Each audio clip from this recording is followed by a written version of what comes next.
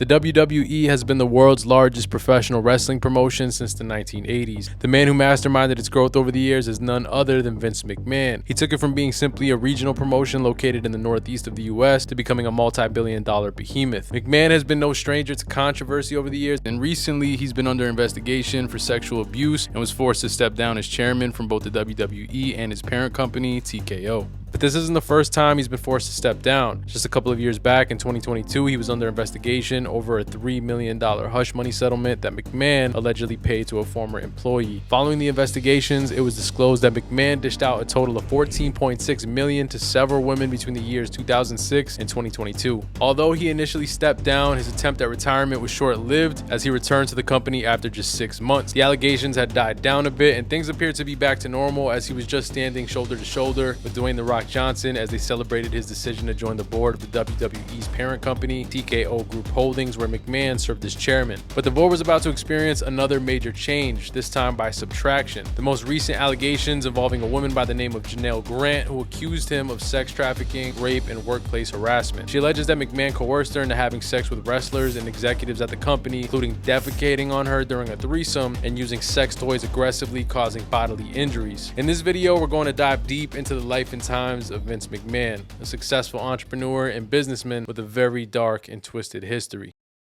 McMahon was born in Pinehurst, North Carolina in August of 1945 to Victoria and Vince McMahon Sr. His father left the family early on, and McMahon didn't officially meet him until he was 12 years old. At the time, McMahon Sr. was the promoter for the Capital Wrestling Corporation, otherwise known as the CWC. McMahon immediately took interest in the sport and accompanied his father to Madison Square Garden for events. In '69, McMahon made his debut as a ring announcer for the Worldwide Wrestling Federation's All-Star Wrestling. Good look at him last week. Probably the greatest physical specimen in all of professional wrestling, the superstar Billy Graham. Tremendous guy. What a power. He got a piss of my God, beat in the chest of any man. By 1971, he became the play-by-play commentator for television matches. Throughout the 70s, McMahon became a prominent figure within his father's promotion, assisting in tripling its syndication. By 1982, he acquired the CWC altogether from his ailing father. When he took over the company, the industry was originally ran by regional promotions. Various promoters knew not to infringe on other territories as there would be serious consequences for those who did. Vince Jr., on the other hand, still young and ambitious, was eager to take over the industry and ignored his father's wishes. And so he began promoting the now WWF nationally beyond its northeast territories and began acquiring the best talent that money can buy. At the time, I didn't know that there was Madison Square Garden, New York territory, and then there was like Minnesota, Vernon Gagne's territory, then there's Fritz Von Erich, Dallas, Bill Watts had Louisiana, Michael LaBelle had LA, so there were all these little teeny territories, and all the promoters respected each other. So if Joe Rogan had Texas, I would never come in to Dallas and try to run a show in your area. There are these imaginary boundaries that you don't cross, you respect. That was Vince McMahon Sr. But then when I went to work for Vince Jr., and I went back after being fired and having my first run in New York, when I went back in '84 to beat the Iron Sheik, Vince wanted to cross all those imaginary boundaries, you know, and I'm going, wow, this is going to be dangerous. But now Vince wants to go down to Puerto Rico. And Carlos Colon had the territory there for like 30 or 40 years. So I go down to Puerto Rico, and we have the match, and we sell at the stadium. Me and Macho Man go back to the room, and we go walk in his room, and his room is trashed. All of a sudden I go to my room, and I don't want to say the guy's name, but when I open the door, he's sitting there, and because he's still really active, and he's sitting there with a gun. He said, if you ever come back here, I'm going to kill you. About 4 months later, Bruiser Brody goes down there, has a little argument. The booker calls him into the shower, cuts his throat, and kills him. In late 1983, he recruited Hulk Hogan away from the AWA to be the promotion's new megastar. Other notable ads during this time were stars like Roddy Piper, Jesse Ventura, Junkyard Dog, the British Bulldogs, and many more. They even acquired another star from outside of the industry, pop sensation Cyndi Lauper. This addition birthed the connection between the two worlds of wrestling and rock and roll. Thanks to this connection, the WWF made its way onto MTV, the biggest broadcast network for teenagers at the time. Along with other celebrity endorsements, the WWF now had a significant presence in pop culture. By 1985, they ran the first ever WrestleMania at Madison Square Garden. This point in time really served as the golden era for the sport, as there was a huge wrestling boom in the 80s. By 87, the WWF reportedly drew over 93,000 fans to the Pontiac Silverdome in Michigan for WrestleMania 3, which at the time was called the biggest crowd in sports entertainment history. But McMahon's fortunes early on would eventually come with its challenges. In the 90s, the company had entered a new era where McMahon had faced some of his toughest challenges since taking over, as business went up and down through various projects. At the time, WCW, who was owned by Ted Turner, was the WWF's biggest competition. Both sides were nationally broadcasted, had significant fan bases, and had deep pockets. The two always had disdain for each other. The feud was known as the Monday Night Wars, where both programs were broadcast opposite each other in a battle for Nielsen ratings each week. Let's talk about your someone who you're not too pleased with, a real-life foe, Ted Turner. Oh. Ted Turner, of course, has the rival Right.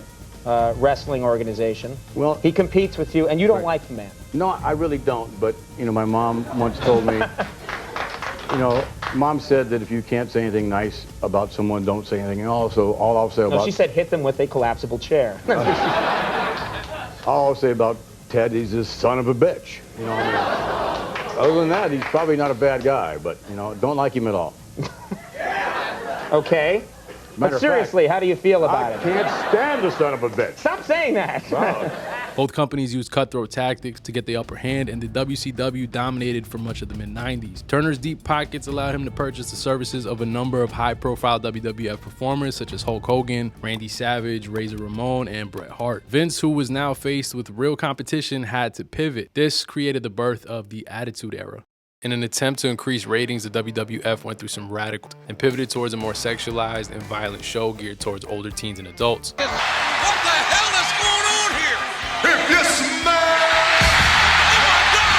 It's the people's champion, The Rock! The adjustment proved to be a huge success. The Attitude Era birthed some of the company's most iconic superstars such as Stone Cold Steve Austin, The Rock, and Mick Foley, to name a few. McMahon himself also became a heel. The WWF was now back. Meanwhile, the WCW had run into financial difficulties as part of a hiring period where they were trying to acquire wrestlers from WWF's roster during the mid-90s. Eventually, Turner would give up control altogether when Turner Broadcasting merged with Time Warner and America Online. With Turner no longer in control of the organization and the WCW becoming a shell of itself, corporate execs would sell WCW's remaining assets to Vince McMahon. He was now the undisputed king of American pro wrestling, but his rise to the top came with its fair share of controversy and casualties. In '93, McMahon was indicted in federal court after he was stuck at the center of a steroids controversy. McMahon was accused of providing his wrestlers with anabolic steroids throughout the 80s and early 90s to achieve these superhero comic book type physiques often seen during that time. The alleged steroid use began in 1984 when the company began working with Dr. George Zahorian. In '91, Zahorian was convicted of providing steroids to 37 WWF wrestlers. It was revealed that he was providing the drugs to McMahon's office in Stamford, Connecticut. The case went to trial in '94, but McMahon would eventually be acquitted of the charges in July of that year. In April of 2022, the WWE board began investigating a $3 million hush money settlement that McMahon allegedly paid a former employee to cover up an affair. It was disclosed that McMahon has paid out a total of $14.6 million to several women between 2006 and 2022. One of the former employees was identified as Rita Chatterton, its first female referee, who accused him of rape in 1986. In a statement made by his lawyer, Jerry McDevitt, he said, "Mr. McMahon denies and always has denied raping Miss Chatterton, and he settled the case solely to avoid the cost of litigation." Now, Rita, you were one of the first referees, female referees, in the WWF. I am the first and still only in the country, to the best of my knowledge. After a period of time, Vince, in all his promises, I was getting less and less work. I tried to call the Federation, try calling Vince to find out why, and I could never get through to him. I knew the only way that I could really get to Vince was to go to Poughkeepsie, which at the time is where they filmed all the television matches.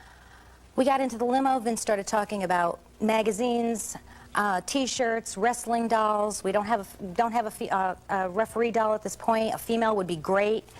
On and on and on. Again, starts talking about a $500,000 a year contract.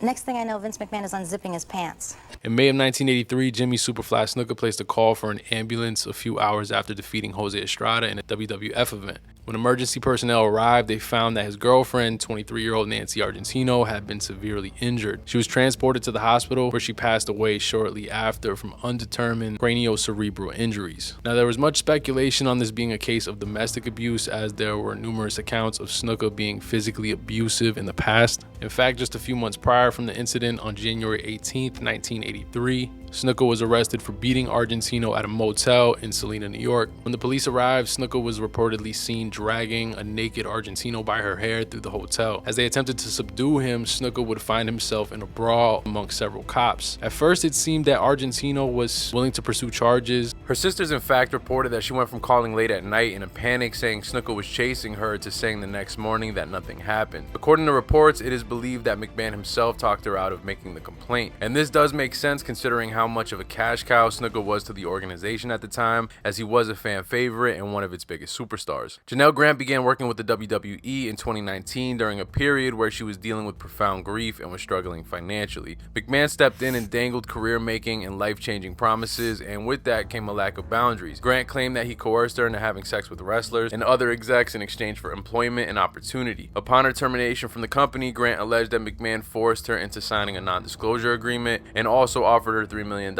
in exchange for her silence. Grant would go on to release text messages between the two dating back to 2021, and they definitely did not help McMahon's case. Just one day after the report of the claims on January 26th, it was confirmed that he resigned from TKO. Some are saying that this marks the official downfall of the boss man, as his continued bad habits from the past had come back to bite him. Many former employees and wrestlers have spoken out against him, stating that overall he's just not a very good guy. McMahon is a brilliant and talented promoter and is responsible for producing timeless entertainment while creating superstars that would go on to branch out and succeed in other endeavors. Millions were made, and for the WWE fan base, he provided timeless memories. But the price he had to pay on his way to the top was also at the expense of many people.